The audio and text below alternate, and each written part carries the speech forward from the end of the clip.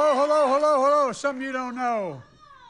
My state of Delaware, a little state, because we had a small population, had the highest percentage of UAW workers in the United States of America. We're the largest GM plant. We're the largest Chrysler plant outside of Detroit. And we had a lot of shipping as well. But here's the deal. I got raised on automobiles. My dad ran an automobile. He didn't own it. He ran an automobile agency for a long time.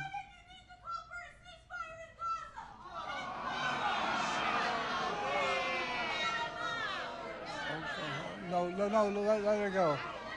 Let it, no,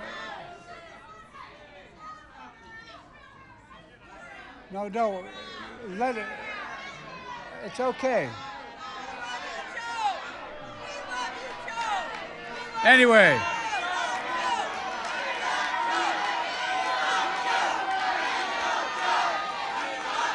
Look, I guess what I'm trying to say to you is, I grew up in neighborhoods where I know what it likes when the plant closes down. The large General Motors plant, as I said, largest Chrysler plant, when they shut down, people lost their sense of pride. Neighborhoods were in real trouble. People wondered whether they're going to stick around, what was going to happen to their families. It's a big, big deal. So this opening of Belvidere again is a gigantic deal as far as I'm concerned.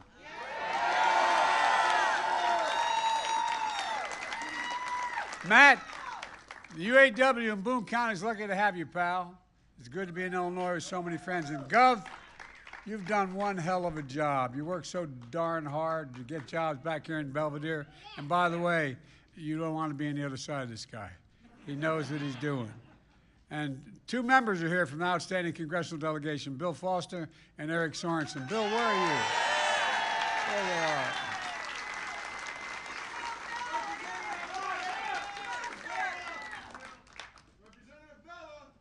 Representative Villa. Didn't know he's here. And one of your great senators, where are you? I'm sorry, man. And two of your great senators, Dick Durbin and Tammy Duckworth, can't be here because they're in Washington voting. But they had to stay back. And by the way, they fight tirelessly for the people of Illinois. And Durbin busted his neck in this job, too, as well. Look, folks. They've worked nonstop to bring good jobs back to Belvidere. Two people on my team are here who did so much to support UAW negotiations. Our acting Secretary of Labor, Julie Sue, where are you, Julie, and Gene Sperling. I think Sean would tell you they did a hell of a job, and thank you to all the state and local leaders here today.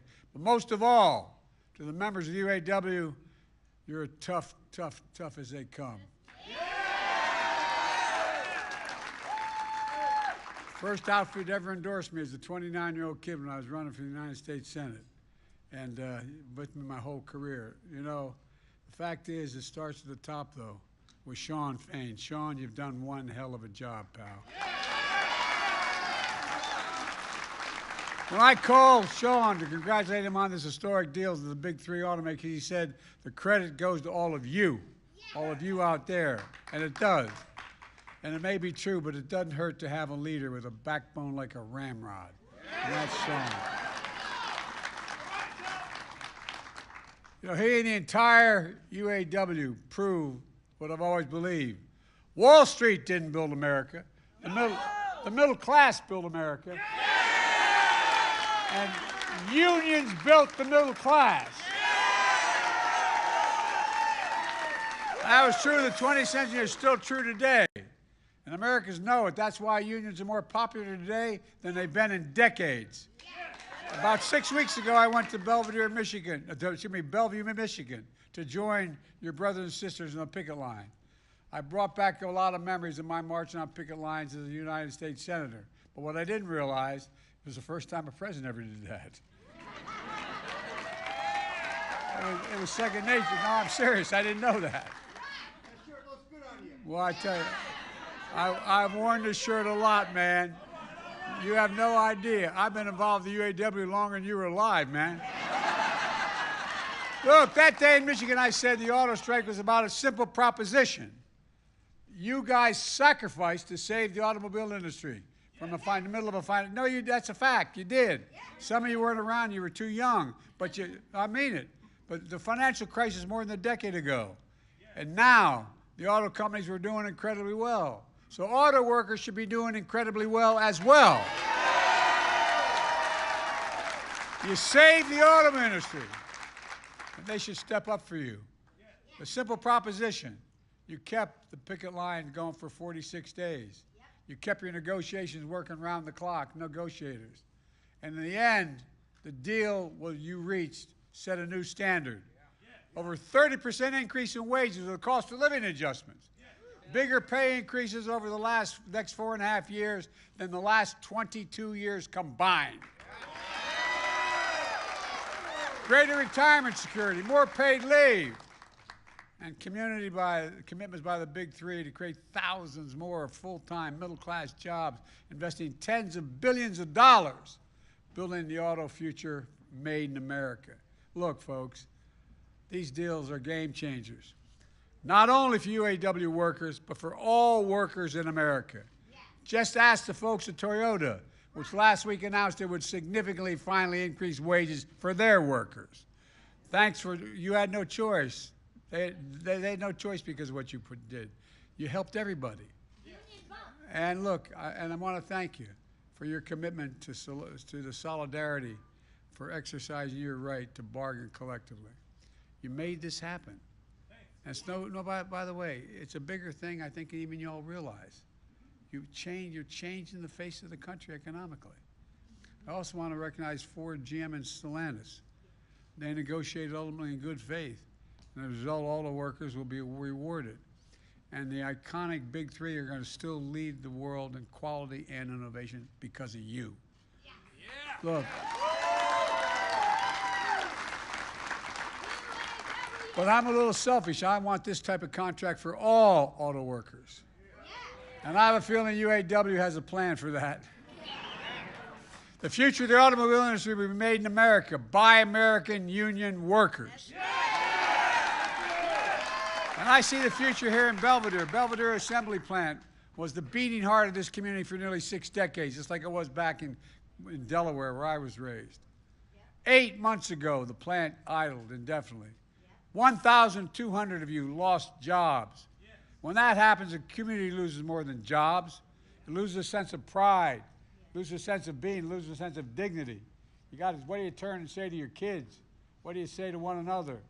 Everything changes. It's devastating. Then this June, I had a combination with Matt from the local UAW, as he just described.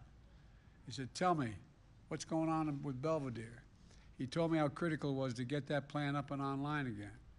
So I told my team, make Stellantis know Belvidere is a priority. And I got on the phone and let him know personally I thought it was a priority. No. By the way, I can't take a lot of credit for that, but I watched it before. I watched it as a kid. I watched it as a senator. I watched what happened in my community. It changed everything. The state had a lot of other things going, but those folks were hurt badly. I can tell you one thing. It was my priority for you as well as a priority for all of you. That's why I personally brought it up with Mark Stewart, the head of North American Stellantis. Meanwhile, the UAW fought like hell to get these jobs back. And now you've secured nearly $5 billion in new investment to bring thousands of jobs back to Belvidere. They'll reopen that plant assembly, build mid-sized trucks, state-of-the-art battery factory, and a parts and distribution center right here in Belvidere. And folks, I'm fighting for a place like Belvidere because I came as a president determined to put an end to this trickle-down economics in this country. I mean, I'm serious. I'm deadly earnest. For too long, the wealthy and big corporations have done just fine. But the rest of us were cut out of that deal. Look, I see it differently. I don't look at the economy through the eyes of Wall Street or Park Avenue. I look at it through the eyes of the people I grew up with in Scranton, Pennsylvania, and Claymont, Delaware. My guess is that's how Sean looks at it too, people he grew up with in Kokomo. Look, that view is that American workers are ready to work harder than anybody else. but they just need to be given a shot, a fair shot and a fair wage. That's not too much to ask. You okay? I want the press to know that wasn't me.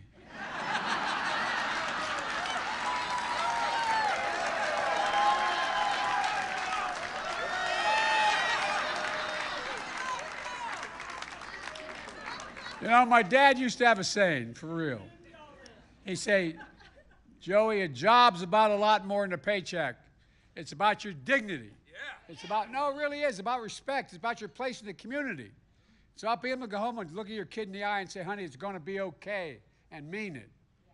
Well, guess what? That's exactly what's happening in Belvidere again.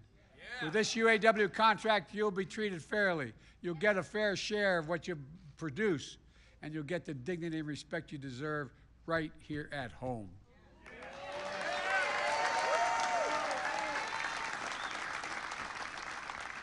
And I know maybe the press won't get this, but you all, members of the union, will get it. And be able to look your kid in the eye and say, honey, it's going to be okay. Yeah. It matters. I ran for president to bring back good paying jobs that you can raise a family on, whether or not you went to college. Give working families more breathing room. And the way to do that is to invest in ourselves again, invest in America, invest in American workers. And that's exactly what we've done. Folks, since I took office, our nation has invested billions to supercharge advanced manufacturing here at home, including electric vehicles. China is determined to dominate the electric vehicle market by using unfair trade practices. But I will not let them. I promise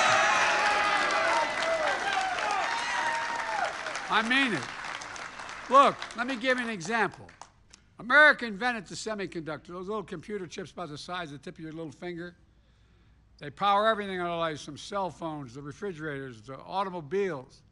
As many as 3,000 are in a single electric vehicle. And over time, we went from producing 40, we invented the damn chips. No, we did. We invented them here in America. We used to produce 40% of them. Now we're down to 10%. We saw what happened in the pandemic when we couldn't get those chips, remember? Yeah. People didn't know what else supply chain meant. We all know what supply chain means now, don't we? Well, I was determined that no supply chain is ever going to deny us, because it's going to start here in America, the supply chain. And I really mean it. I literally went around the world convincing chip manufacturers in other parts of the world to come and invest in America. And the end result is companies around the world are investing $200 billion to increase chip production. And by the way, they're going to produce a whole hell of a lot of jobs. So you know those fabs, they call them, the factories they build, like the one they're building west of Columbus, Ohio? Guess what? They employ thousands of people. And you know what the average wage in there is? $112,000, and you don't need a college degree. And then I kept talking about science. How can you be the leading country without investing in science and research? And because of the CHIPS and Science Act, which I put together and signed into law, the United States is going to invest another $50 billion to manufacture these semiconductors at home. Now we'll be able to ensure that we have a supply chain in a nation that we can rely on. Then, thanks to the bipartisan infrastructure law, which is over $1 trillion, guess what? We're building a network of 500,000 electric vehicle charging stations all across America by your brothers and sisters, the IBEW, and that's a first-rate outfit, man.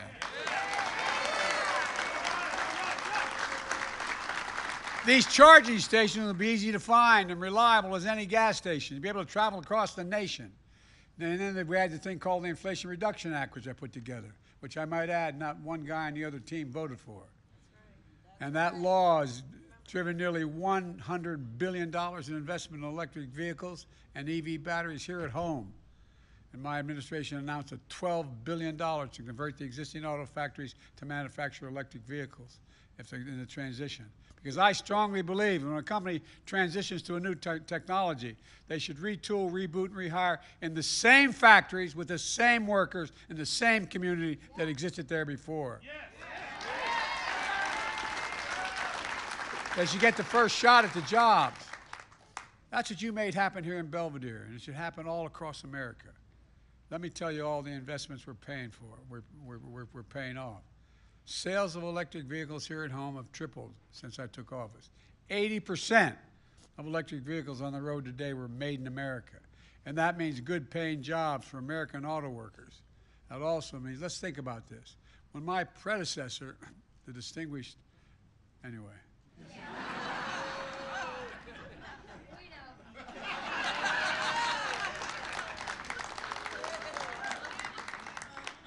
When my predecessor was in office, 6 factories closed across the country. Tens of thousands of auto jobs were lost nationwide. And on top of that, he was willing to cede the future of electric vehicles to China. He said if America invested in electric vehicles, it would drive down wages. It would destroy jobs. It would spell the end of the American automobile industry.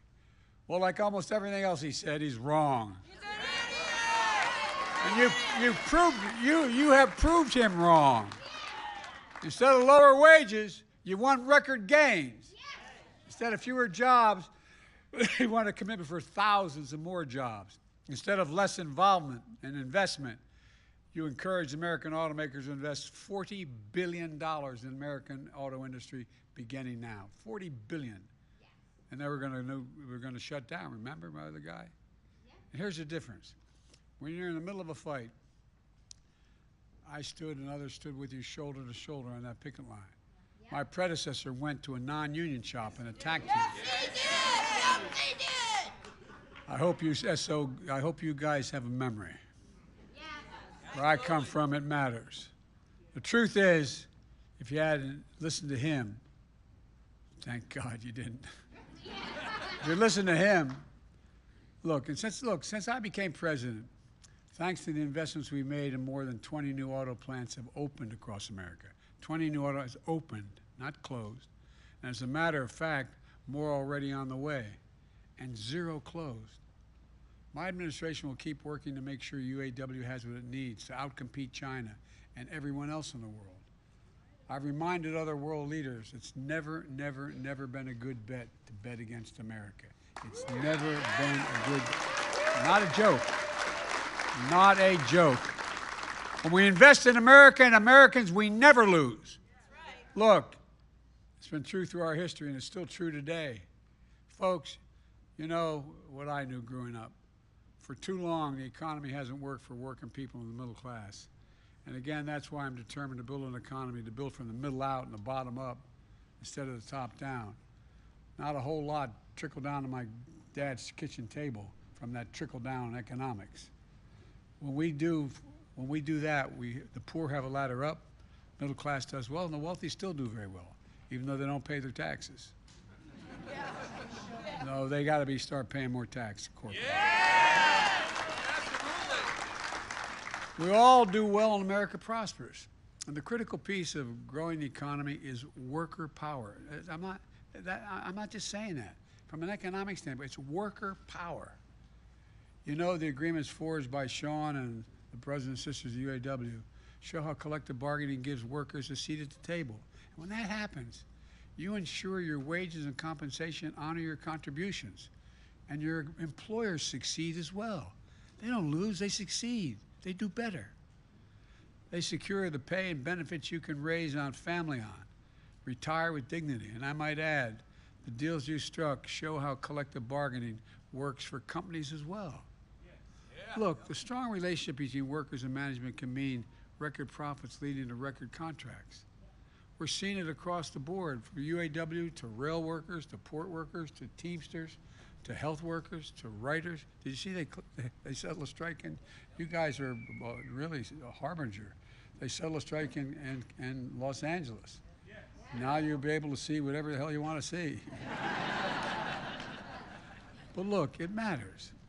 I asked the U.S. Department of Treasury to do a full-blown study to determine, and they recently released a report showing that how unions are not just good for union workers, but non-union workers as well. Right.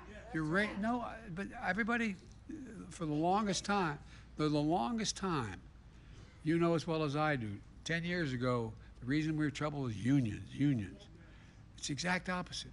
Unions raise the standard across workplaces and industry, pushing up wages and strengthening benefits for everybody, whether you're a union member or not. So let me close with this. Our economy has made strong gains since I came to office.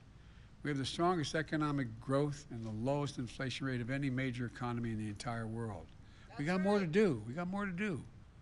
But our economy grew, we'll bore you with a statistic, 4.9% last year. That's the highest growth in 2 years. More people are working today than ever in the United States of America, more. Unemployment has been under 4% for 21 straight months. That hadn't happened in a long time. Inflation has come down 2/3 since last summer, and it's going to come down more. And wages are actually going up, not just in your industry, but wages are going up. It's a fancy way of saying is median household wealth has grown by 37% since the pandemic, meaning people are better off, 37% better off. We have more to do, but we're finally building an economy that works for the people, working people, the middle class, and as a consequence, the entire country. When you look out at all of you in the communities like Belvidere, I see real heroes of your story. You know, you and the American worker, you're the American people. Because of you, I can honestly say, and I mean this from the bottom of my heart, I've never been more optimistic about America's future than I am today. And I know I only look like I'm 30, but I've been around a long time. We have to just keep going.